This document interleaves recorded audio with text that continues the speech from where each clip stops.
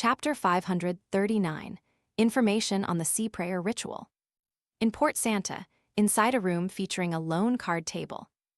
Lumion and Lugano, their appearances altered and attire changed, met the black market merchant claiming lineage to Darij. Seated at the head of the table, he sported a white shirt and a black vest, a glass of pale, malt-colored white wine at his fingertips, and a slowly burning cigar between them. He did embody the heritage of the Darij region with slightly sunken eye sockets, slightly curled black hair, and piercing blue eyes reminiscent of a cloudless sky over a towering mountain. His thin cheeks and thick stubble suggested a man in his 30s. "Good afternoon, Mr. Valerio," Lugano greeted in Highlander. Valerio, casting a glance at his armed bodyguards, responded with a smile in Intijan, flavored with a distinct Darij accent. "It's been a long time since I've returned home. It's a pleasure to see you." "Indeed, Mr. Valerio," Lumion replied in Intijan, his voice also tinged with a Darij accent.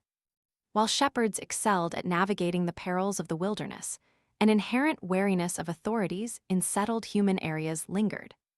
Valerio nodded subtly and inquired, "Did you come from Larnaca?" "Yes, I just finished attending the trade fair there," Lumion replied smoothly. Having learned about Larnaca from the shepherds in Cordu, Lumion was well aware of the monthly trade fair that transformed the suburbs into a bustling marketplace. Shepherds from far and wide flocked to the event, seizing opportunities to trade lamb, wool, cheese, and other goods. Valerio then delved into the topic of migration and Darij's folklore. Lumion, well-versed in the subject from a shepherd's perspective, provided insightful answers. In the midst of the conversation, he felt a bit disoriented. Recollections of his sister's occasional threats echoed in his mind. "If you don't study hard, I'll send you off to be a shepherd." Now, irony had it that he found himself playing the role of a shepherd. After some time, Valerio nodded in satisfaction and took a puff of his cigar. "You're quite wise. Grazing in the suburbs doesn't require identification, but settling in the city requires it. I'll get you 2 sets as soon as possible. In the future, if you encounter any difficulties, you can come to me. I might not be of much help, but having one more person will give you more ideas. We're all from Darij, so we naturally have to have each other's backs." Lumion wasn't surprised by the black market merchant's enthusiasm. Uniting the people of one's homeland would create an exploitable force that couldn't be ignored. It was reminiscent of the Savoy mob.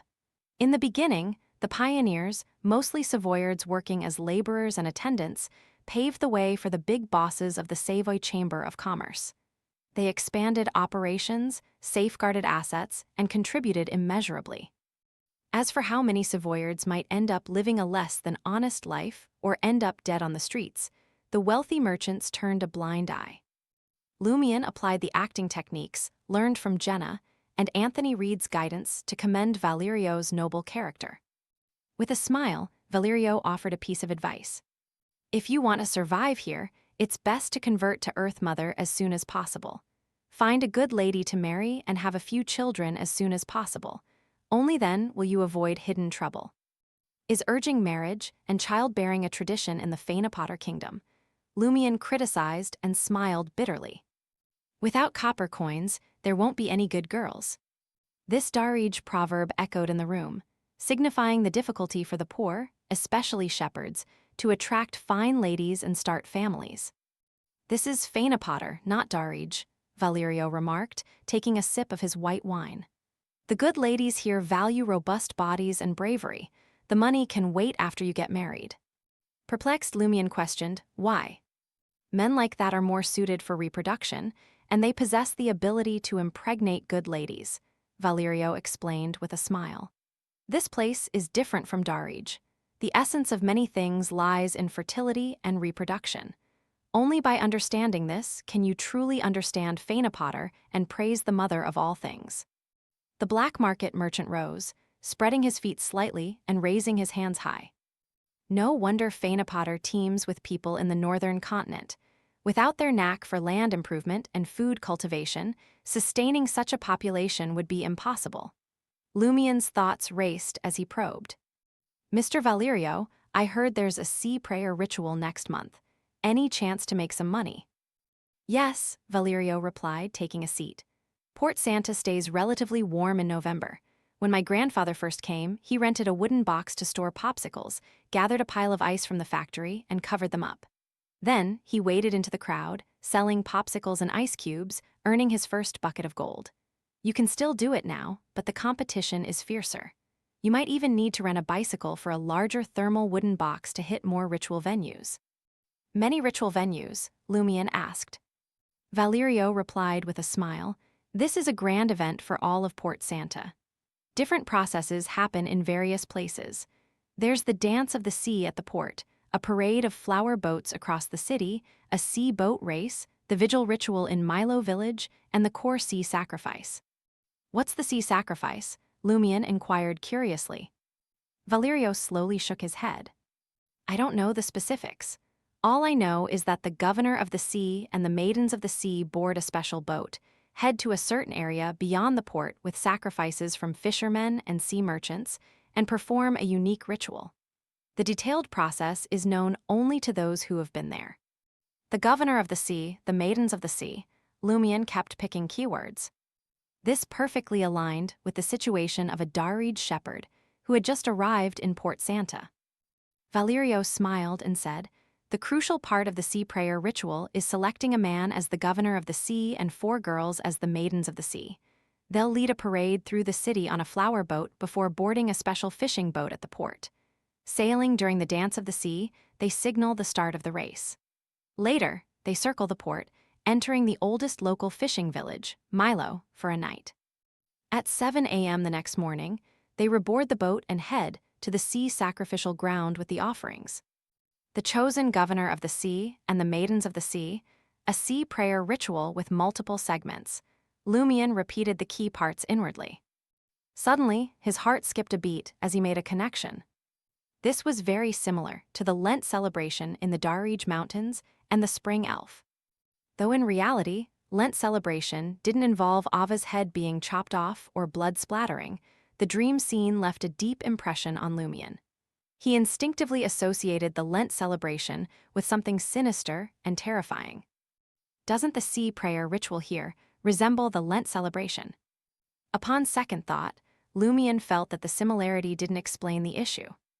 This was a common process in mysticism, the creation of a specific symbol to represent the sacrificial target to achieve the desired effect. This was evident in many folklore rituals. How are the governor of the sea and the maidens of the sea chosen? Lumian asked curiously. Could it be, like the spring elf, they're elected by all the residents of Port Santa?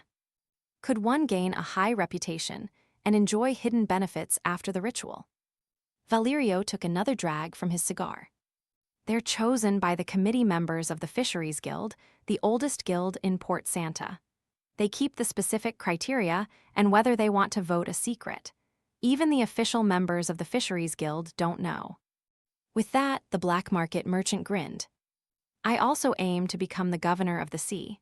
They say it comes with many perks, but no one spills the details. How have the previous governors of the sea fared? Lumian was more concerned about this matter. Valerio was taken aback. He thought for a moment before shaking his head. I'm not sure. Each governor of the sea serves only a 1-year term.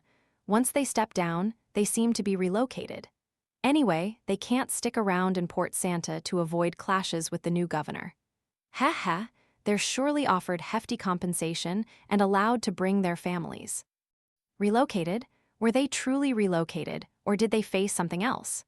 Lumian, drawing from past experiences, couldn't help but think of something ominous and dreadful in the face of such a ritualistic folklore. Regarding the governor of the sea's subsequent experiences during the sea prayer ritual, it did sound peculiar. Lumian thought for a moment and, adopting the tone befitting his current guise, inquired, what about the maidens of the sea? They're a hit among sea merchants, fishing company shareholders, and fishermen and sailors.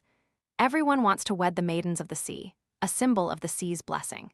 Explore various fishing villages, the Fisheries Guild, and the homes of sea merchants, and you'll find many influential grandmothers who were once maidens of the sea. Valerio's face brimmed with envy, as if he too harbored dreams of marrying a maiden of the sea and becoming a true sea merchant.